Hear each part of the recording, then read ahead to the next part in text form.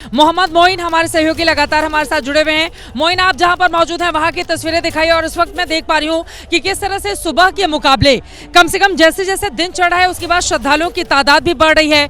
पिछली बार के मुकाबले इस बार व्यवस्था भी काफी ज्यादा अच्छी है और जितने भी लोग आ रहे हैं शायद ही कोई ऐसा मिला हो जो मौजूदा व्यवस्था से शिकायत करता हुआ आपको दिखाई दे। सभी के चेहरे खिले हुए हैं, सभी संतुष्ट भाव से आगे की ओर बढ़ते दिखाई दे रहे हैं। मोइन, देखिए, आपको तस्वीरें दिखाए उससे पहले आपको बता दें कि तीर्थराज प्रयागराज में ऋतुराज बसंत का क्या महत्व है, इसे महाकवि सूर्यकांत त्रिपाठी की कविता के जरिए समझा जा सकता है। उन्होंने लिखा हुआ है, अभी न होगा मेरा अंत, अभी अभी तो आया है मेरे मन में मृदुल बसंत। तो महाकुंभ क्षेत्र में ही रहने वाले थे और इस बीच तस्वीरें आपको दिखाएं कि निर्वाणी अणी अखाड़ा जो है उसका शाही जुलूस अपनी छावनी से निकल चुका है। तकरीबन 100 मीटर की दूरी पूरी कर चुका है।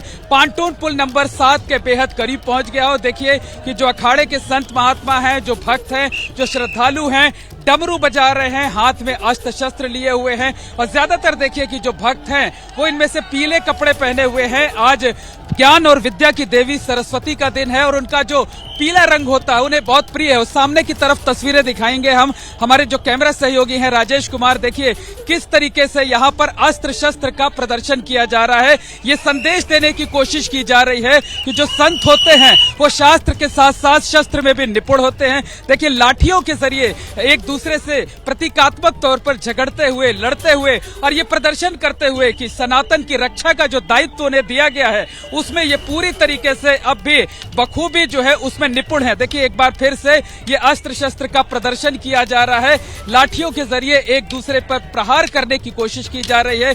बचाने की जो कला है उसका प्रदर्शन किया जा रहा है यहाँ पर। और ये देखिए जो अखाड़े के संत हैं वो लगातार आगे बढ़ते चले जा रहे हैं। हमारे साथ महात्मा जी हैं। महात्मा जी, ये बताइए कि ये जो अस्त्र शस्त्र का प्रदर्शन है क्या संदेश देता है?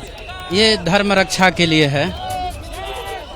धर्म की रक्षा के लिए, देखिए बिल्कुल बड़ी बात इन्होंने कही है कि धर्म की रक्षा के लिए बिल्कुल ज्ञान का संदेश देते हैं और आध्यात्म की गंगा बहाते हैं और साथ ही साथ शस्त्र में भी देखिए जय श्री राम के जयकारे लगाते हुए। और ये महात्मा जी आए। महात्मा जी कहाँ से आए यहाँ पर? हम डिस्ट्रिक्ट मध्य प्रदेश से आए हैं। यहाँ की व्यवस्थाओं के बारे में क्या कहेंगे? व्यवस्था भी कुछ भंग है। देखिए तो वो जो बाकी लोग हैं वो सारे के सारे लोग जो है वो व्यवस्थाओं की तारीफ कर रहे हो। देखिए ये जो पैरामिलिट्री फोर्स के लोग हैं वो रास्तों को किस तरीके से खाली करा रहे हैं ताकि कोई अव्यवस्था न पैदा हो। और जो शुरुआत का जुलूस का आगे का हिस्सा था वो आगे का हो गया है।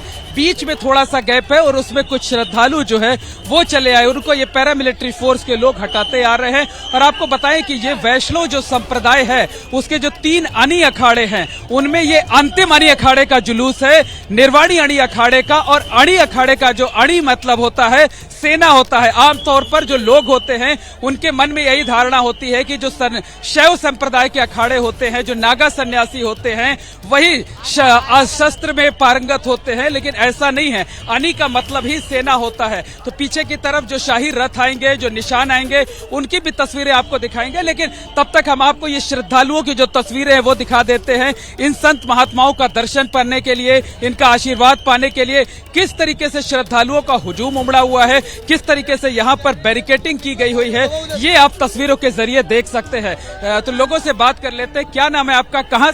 प्रवीण वैष्णव, सोलापुर से आया हूँ मैं। सोलापुर महाराष्ट्र से आए हुए हैं। ये बताइए संतों के दर्शन हो गए, पुण्य की डुबकी भी लगी कि अभी नहीं लगी? अभी लग जाएगी, लेकिन संतों के दर्शन जरूर हो गए हमारे को। बहुत। ये बताइए संतों की जो चरण रज है वो भी अपने साथ लेकर के जाएंगे? बिल्कुल लेके जाएंगे। बिल्कुल लेके जाएंगे। बट अभी डुबकी लगाने के इंतजार में है कि मौका मिले और डुबकी लगाएं। ये तमाम ऐसे श्रद्धालु हैं जो महाकुंभ क्षेत्र में आ तो गए हैं लेकिन अभी डुबकी लगाने के लिए नहीं गए हुए हैं। उनका कहना है कि जो पहले अखाड़ों के संत महात्मा हैं उनके दर्शन कर लें, उनके जो शाही जुलूस हैं उनके बीच जाकर उनका आशीर्वाद ले लें। और देखिए ये महंत धर्मदास जी हैं जो कि आगे बढ़ते आ रहे हैं। उनसे बात कर लेते हैं, उनसे जानने की कोशिश करते हैं। महाराज जी, आज की व्यवस्थाओं के बारे में क्या कहेंगे? किस तरीके का बदलाव मौनी अमावस्या और आज के दिन देखने को? आज की व्यवस्था अच्छा है कि नहीं? मौनी अमावस्या भी जो भी रहा ये जैसन भगवान के मर्जी भया, लेकिन व्यवस्था ठीक है।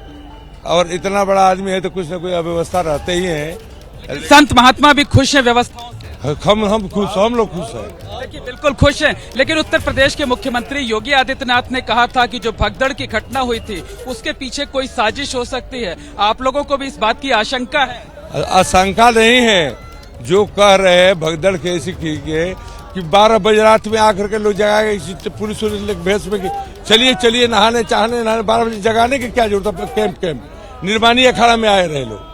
महाराज जी, निर्वाणी अखाड़े के जो संत जाएंगे सबसे पहले जो देवता होते हैं उनको स्नान कराया जाएगा, फिर आप लोग विवेक के पास जाना पहले है। हनुमान जी का स्नान होता है, बिल्कुल। शाही स्नान कई का लोगों मतलब की ओर से हनुमान जी साजिश की स्नान। बात कही जा रही है, अलग अलग तरह की बातें हो रही हैं, लेकिन इन सब के बीच कम से कम आज की तारीख में ये जो भव्यतम स्वरूप महाकुंभ के क्षेत्र में हम देख रहे हैं, ये कहा जा सकता है कि जख्म तो बड़े गहरे हैं, उनको भरने में भी बहुत ज्यादा वक्त लगेगा, लेकिन कम से कम आज की व्यवस्था चुस्त भी है, दुरुस्त भी है। साधु संन्यासी खुशी के साथ जाकर जिस परंपरा का निर्वहन न जाने कितने सदियों से हो रहा है, आप सोचिए कि उसका परंपरा को निर्वाहित करते हुए आगे की ओर बढ़ते हुए चले जा रहे हैं।